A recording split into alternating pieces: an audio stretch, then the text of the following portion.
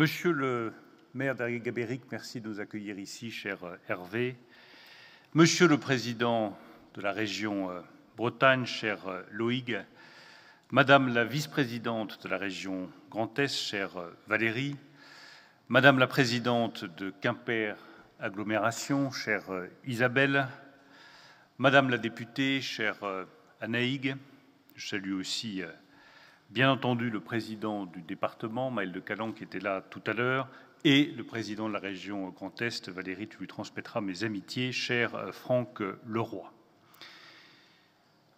Je dois dire que ça me fait plaisir, cher Cyril Bolloré, d'être chez vous ce matin et de participer à l'inauguration de ce centre de recherche et de cette gigafactory dans le Grand Est. C'est un symbole très fort de cette réindustrialisation française en marche, qui arrive à lier deux régions, l'une du Grand Ouest, l'autre du Grand Est, dans une même ambition de développement industriel de notre pays. Je suis très heureux, cher Cyril Bolloré, parce que c'est aussi une belle histoire industrielle et familiale française que nous fêtons ici. C'est l'histoire d'une fidélité à un territoire, à un pays, à une région. C'est l'histoire d'un attachement à la Bretagne. Je connais l'attachement de la famille Bolloré à la Bretagne. Et c'est l'histoire d'une mémoire. Et en France, on ne construit rien de grand, rien de fort, sans être fidèle à son passé. Nous sommes un vieux pays. C'est un atout. C'est une force. Pourvu qu'on soit fidèle à ce que nous sommes, pour nous projeter dans l'avenir. Ce vieux pays, il a une longue histoire industrielle. L'histoire de la famille Bolloré remonte au début du XIXe siècle. Et la France a toujours été une grande puissance industrielle. Elle a été, avec la Grande-Bretagne, avec l'Allemagne, l'un des pays qui, au XIXe siècle, a lancé la grande aventure industrielle. À un moment donné, pendant 30 ou 40 ans, la France est égarée. Elle s'est égarée. Et elle a commis la plus grande faute économique et politique et morale de son histoire, en laissant filer l'industrie, en acceptant les délocalisations, en acceptant de diviser par 2 sa production industrielle en 40 ans. Les élites seules portent la responsabilité de ces délocalisations industrielles. Ce n'est pas les ouvriers qui ont voulu la délocalisation, ce n'est pas les salariés, ce n'est pas les ingénieurs. C'est plein de gens très intelligents qui ont expliqué qu'on pouvait faire de l'industrie sans usine, qu'on pouvait faire de l'industrie sans ouvriers, et que ce n'était pas grave qu'il n'y ait plus d'usines, plus d'ouvriers, du moment qu'il y avait des grands groupes. Après tout, s'ils produisaient en Asie ou ailleurs, peu importe, du moment que les groupes restaient français. Nous avons commis une faute économique, une faute politique, une faute morale. Et ce sont les élites économiques et politiques qui en portent la responsabilité. Avec le président de la République, depuis 2017, avec cette majorité, avec tous les élus, toutes les bonnes volontés de France, nous avons voulu inverser ce mouvement et réindustrialiser la France. C'est pour moi, qui suis ministre de l'économie depuis 7 ans, l'exigence économique la plus importante et la mère de toutes les batailles. Réindustrialiser la France, c'est renouer avec ce que nous sommes, comme nation et comme économie. Et je rends hommage à ce que la famille Bolloré a su faire, c'est-à-dire ne jamais couper le fil de la tradition. OCB, le papier à rouler, je connais bien l'argument publicitaire de vente du papier OCB.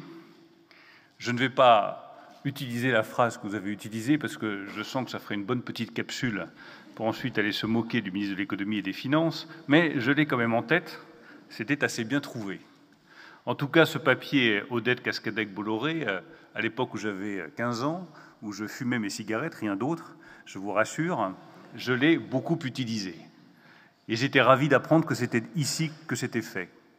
Que c'est parce que vous avez eu cette intuition absolument géniale de faire des couches les plus fines possibles, le papier le plus fin possible, y compris le papier Bible, que j'ai aussi beaucoup utilisé. Papier des micelles, après tout, assumons ce que nous sommes et assumons d'où nous venons. C'est cette pétrie d'industriels que vous avez su faire évoluer pour passer du papier cigarette, du papier Bible, du film papier jusqu'au film plastique, pour faire des condensateurs, et de là, arriver, toujours avec cette technique d'extrusion, à faire des films de lithium les plus fins au monde, et vous projeter dans l'avenir. Fidélité au passé et invention de l'avenir, c'est l'industrie française. Et c'est l'immense succès de la famille Bolloré, de vous, cher Cyril Bolloré, de tous ceux qui, dans votre famille, ont investi dans l'industrie. Et je voudrais qu'on vous applaudisse pour vous remercier de votre investissement.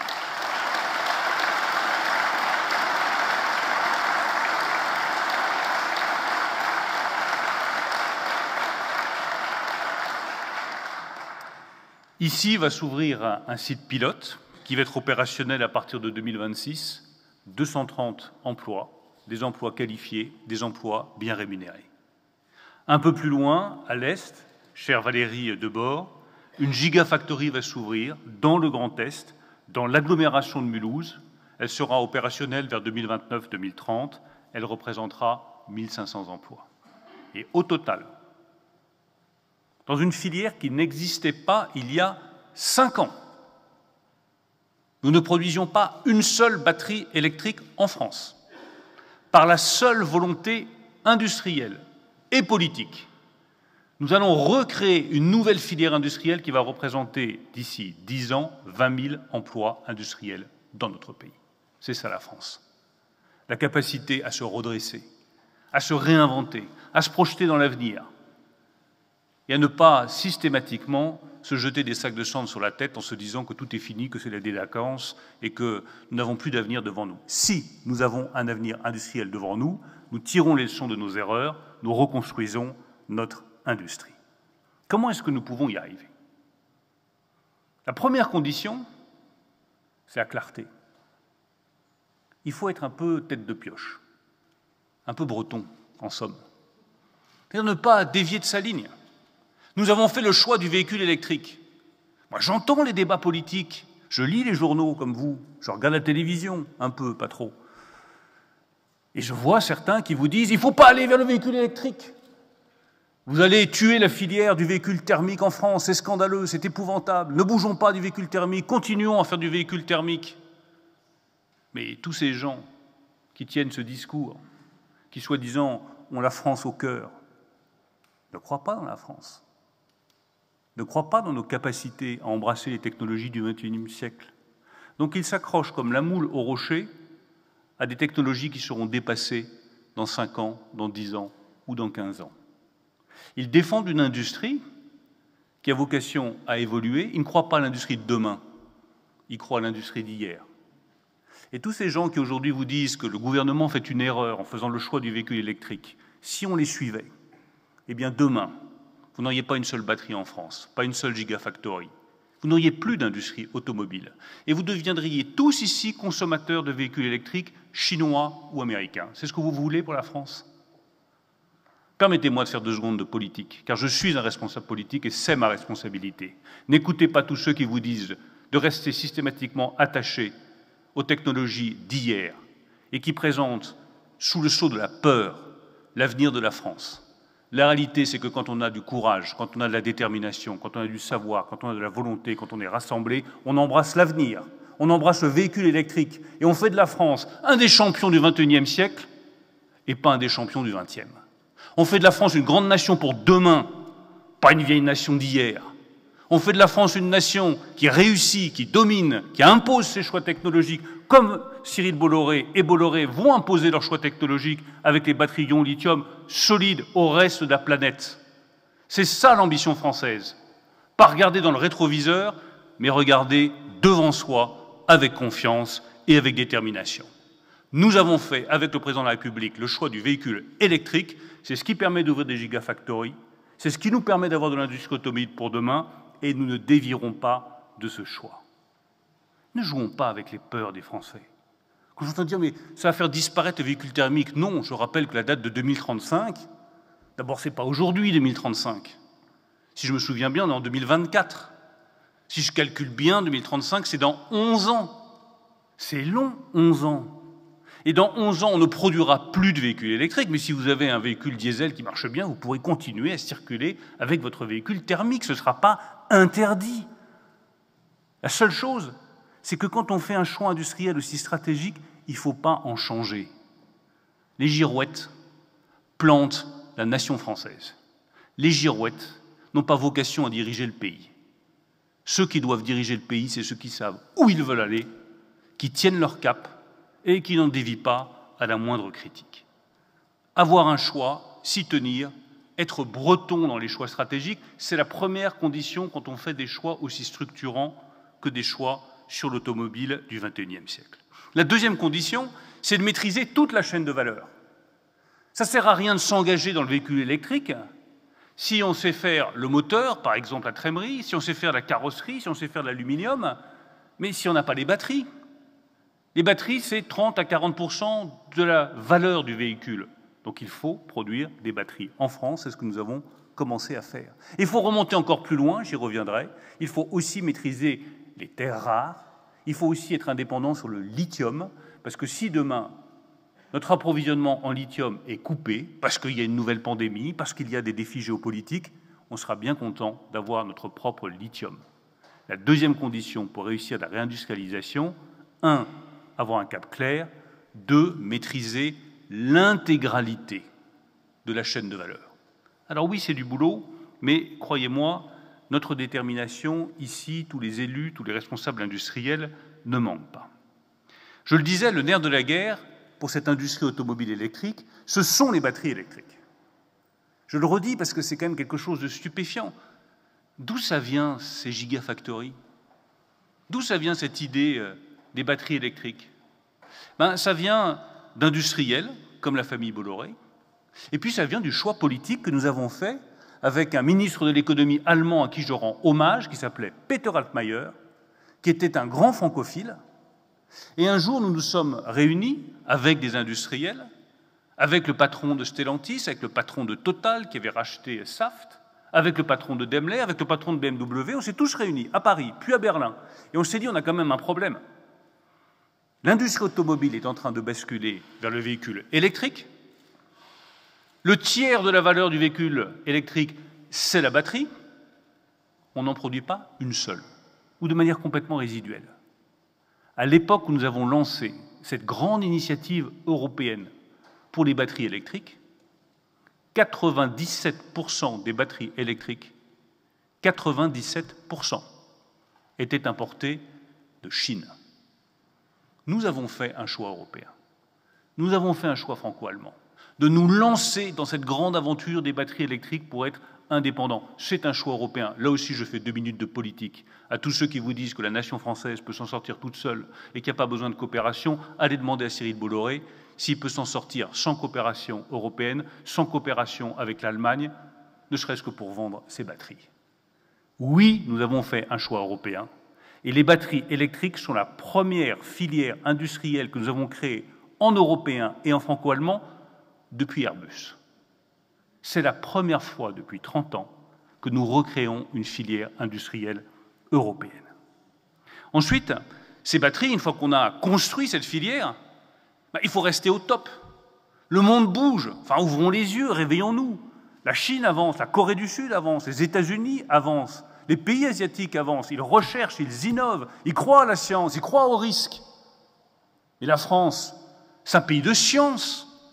C'est un pays qui a toujours eu le goût de l'innovation, le goût de l'audace, le goût du risque. Ce n'est pas des Bretons qui ont pris la mer et qui continuent de la prendre tous les jours, avec les risques que ça représente et l'audace que ça représente, que je vais apprendre ce que c'est que l'audace et le risque. L'audace et le risque, c'est se dire on doit déjà se projeter vers la nouvelle génération de batteries pour être les meilleurs au monde, pas être derrière les autres, devant les autres. La place de la France, ce n'est pas derrière les autres, c'est devant les autres. Ici, dans ce petit village de Bretagne, dans cette Finistéré du bout de la France, vous êtes à la pointe du monde. Vous êtes à la pointe technologique. des batteries électriques. Et vous allez chercher ici les batteries les plus performantes, les plus efficaces, les plus innovantes et les plus propres qui soient produites sur la planète Terre. Je vous en félicite. Les batteries que vous allez produire, cette 5e Gigafactory française, vont reposer sur une 4e génération dite lithium tout solide. Elles sont plus légères, c'est crucial, parce qu'évidemment, moins de poids, c'est plus d'autonomie. Elles auront donc une autonomie accrue de 35%. Elles vont se recharger plus rapidement, en moins de 20 minutes. Elles seront plus durables jusqu'à 10 ans. Je le redis, vous êtes ici en Bretagne et ici dans le Grand Est, l'illustration de ce que la France doit être, un pays de conquête, d'innovation et de science. Alors ce projet de Gigafactory, il ne peut s'inscrire que dans une stratégie plus globale, dont j'ai parlé tout à l'heure, de réindustrialisation. Comment est-ce que nous pouvons accélérer cette réindustrialisation? Parce que j'ai parfaitement conscience que nous ne sommes qu'au début de la réindustrialisation et que c'est un mouvement qui va prendre plusieurs décennies, qui doit nous amener à faire passer la part de l'industrie dans le produit national brut. Elle est tombée de 21% à 10%, je veux qu'elle remonte de 10 à 15%. Donc on n'est qu'au tout début de ce mouvement. Il faut l'accélérer, il faut le poursuivre. Comment est-ce qu'on peut y arriver? Première condition, les bonnes volontés. Et je veux saluer la parfaite entente qu'il y a eu entre les deux régions de Bretagne et du Grand Est, avec les élus locaux, avec les industriels, avec les maires, avec toutes les personnes qui sont engagées. Ça ne peut pas marcher autrement. Si on commence à avoir des querelles de clochers entre nous, on est foutu. Si on s'entend bien, on réussit. Le peuple français est un peuple querelleur. Mais il faut savoir mettre les querelles de côté quand l'intérêt supérieur de la nation est en jeu. Et l'intérêt supérieur de la nation, c'est réindustrialiser. Parce que réindustrialiser, je le redis, c'est renouer avec notre culture, c'est créer des emplois qualifiés, bien rémunérés, beaucoup mieux rémunérés que d'autres emplois, et c'est garantir la puissance économique de notre nation. La deuxième condition, c'est la stabilité des politiques économiques. Je suis très heureux parce qu'aujourd'hui, je fête ma 7e année comme ministre de l'économie et des finances. C'est pas banal sur la Ve République. Eh bien, je dois dire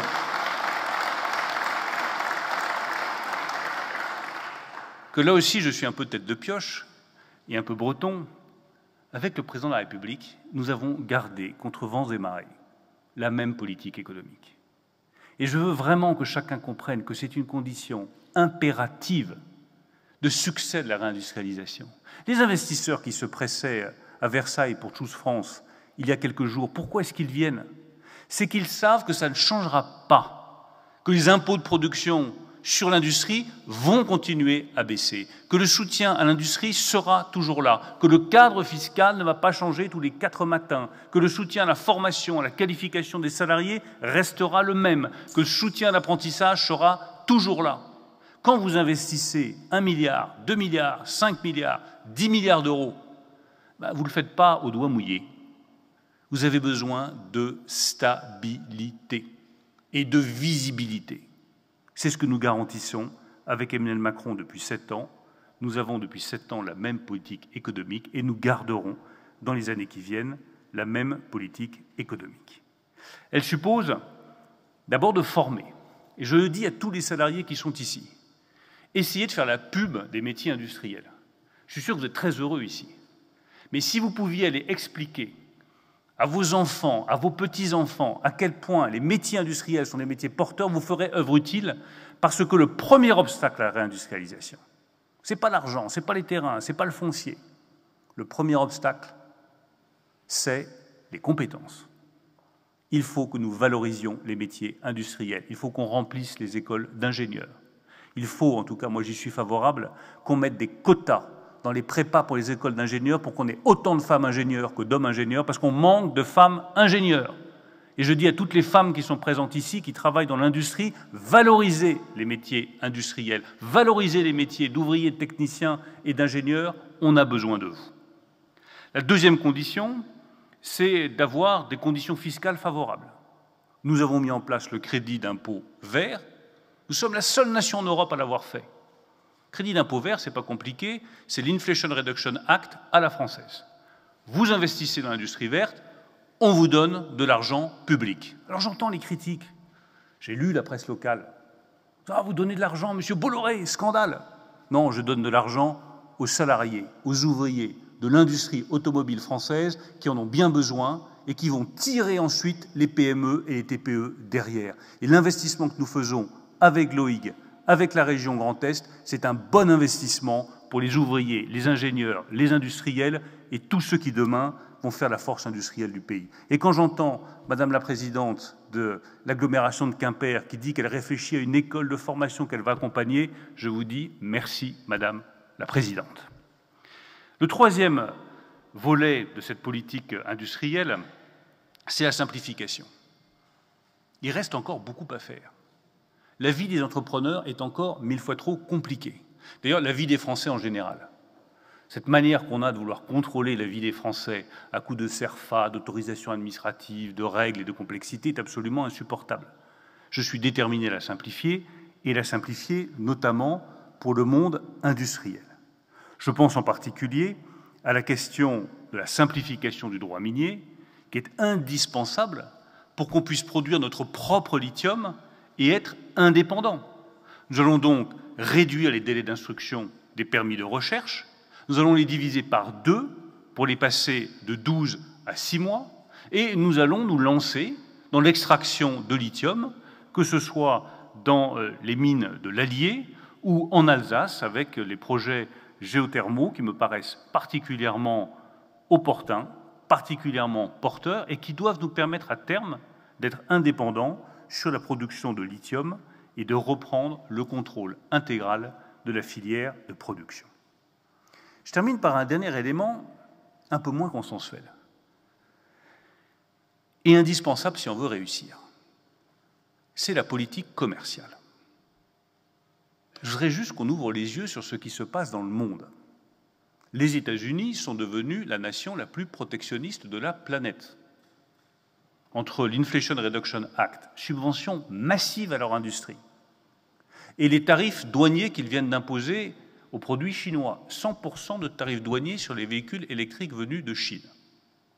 Et à l'autre bout du monde, la Chine, qui a des surcapacités industrielles, qui ont été réalisées dans des conditions environnementales moins satisfaisantes que les nôtres, et avec des soutiens publics massifs, que ce soit pour les éoliennes, pour les pompes à chaleur, pour les véhicules électriques, pour les batteries. L'Europe peut continuer à être la dernière à respecter les règles du jeu. Et ce sera un suicide collectif. Et ce sera la destruction de notre industrie. Et nous n'avons pas engagé la réindustrialisation de la France pour laisser l'Europe commettre un suicide industriel collectif. Nous devons, et je n'hésite pas à employer ce terme, nous protéger. Nous protéger et protéger notre industrie, comme la Chine protège son industrie, comme les États-Unis protègent leur industrie. Ça veut dire quoi, se protéger? Ça veut dire tout simplement commencer par réserver les bonus et les aides aux produits qui sont réalisés en Europe, tout simplement parce qu'ils obéissent aux règles environnementales qui sont les plus strictes, donc il est normal qu'ils soient récompensés par des bonus.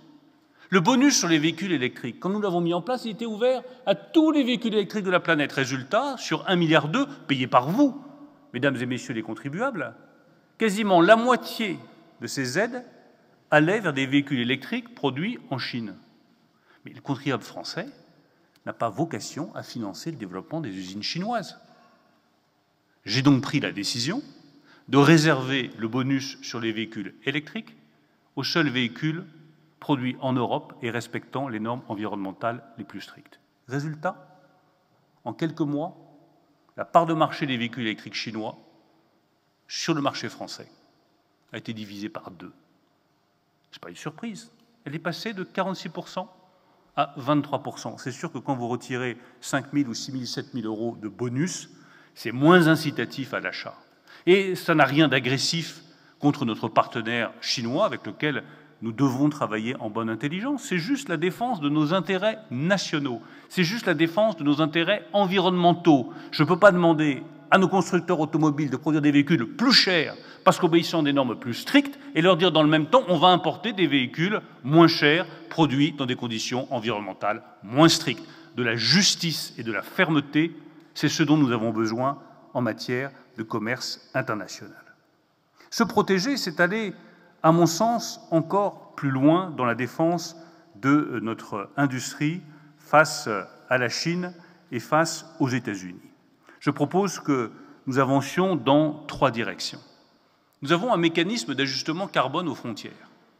Vous connaissez, ça veut dire qu'on va compenser les émissions de CO2 en taxant à l'entrée du marché européen des produits qui ne respectent pas les mêmes normes environnementales et qui sont donc moins coûteux à produire. Mais aujourd'hui, ces exportateurs venus de l'étranger, ils ont la possibilité d'utiliser un certificat d'origine. Qu'est-ce que ça veut dire? Ça veut dire qu'ils disent, écoutez, mon acier, il est produit dans un pays qui émet beaucoup de CO2, qui continue à fonctionner avec des centrales à charbon, mais cette usine-là spécifique, dont vient l'aluminium, ou dont vient le métal, ou dont vient le véhicule électrique, ou dont vient la batterie, ou dont vient l'éolienne, le mât d'éolienne, l'aimant permanent, cette usine, elle, miraculeusement, elle émet très peu de CO2, voilà le certificat. Et ce certificat sert de passe-droit pour ne pas avoir à payer de tarifs à l'entrée du marché européen. Mais moi, je suis désolé, ce qui compte, ce n'est pas l'émission d'une usine, c'est les émissions globales d'un pays. Je propose donc que nous supprimions ce certificat d'origine qui permet d'éviter la taxe carbone et qui permet d'éviter de rétablir un équilibre commercial entre les pays étrangers et l'Europe. Je ne veux plus qu'un industriel étranger puisse utiliser un simple certificat d'origine pour contourner le mécanisme d'ajustement carbone aux frontières européennes. C'est ma première proposition. La deuxième, c'est la commande publique. Est-ce que vous pensez qu'en Chine ou aux États-Unis, quand on fait une commande publique, tout est ouvert aux produits européens, aux produits français? Non. Eh bien, je propose que lorsqu'il y a une commande publique, par exemple pour un champ éolien offshore, on réserve 40, 50 ou 60% de la commande publique à des produits français et européens, que ce soit une vraie préférence européenne pour l'industrie européenne, pour les produits européens et pour les ouvriers européens et français. Enfin, troisième proposition que je fais, pour rétablir l'équilibre et protéger notre industrie, c'est qu'il y ait des exigences de réciprocité sur la politique commerciale et le plein usage par la Commission européenne des mécanismes anti-subvention qui permettront tout simplement de rétablir un équilibre entre la politique commerciale de la Chine et des États-Unis, et la politique commerciale européenne. Moi, je regarde les chiffres et je vois que le déficit commercial entre la Chine et l'Europe est passé de 100 à 300 milliards de dollars en quelques années. Il a été multiplié par 3. Nous ne pouvons pas rester sans réaction. L'Europe doit montrer les dents, elle doit montrer sa fermeté, elle doit défendre ses intérêts économiques et elle doit jouer le jeu avec les mêmes règles que celles que pratiquent nos alliés américains et notre partenaire chinois. Je m'éloigne un tout petit peu de la Bretagne et de nos investissements d'aujourd'hui. Mais ces investissements, ce choix courageux qui est fait par Cyril Bolloré, par la famille Bolloré, qui est fait par les régions Bretagne et Grand Est, n'ont de sens que s'ils s'inscrivent dans la politique globale que je viens de vous présenter. Une politique de réindustrialisation qui repose sur des choix nationaux et sur la défense de nos intérêts européens, qui repose sur le principe politique du risque, de l'innovation, de la science, la confiance dans l'avenir. C'est tout ça qui se joue ici. C'est un enjeu absolument majeur. C'est un investissement décisif. Et donc je veux vraiment à nouveau vous remercier chacune et chacun d'entre vous. Ce que vous faites ici est grand, ce que vous faites ici est fort, et ce que vous faites ici participe au redressement industriel de notre nation. Merci à tous.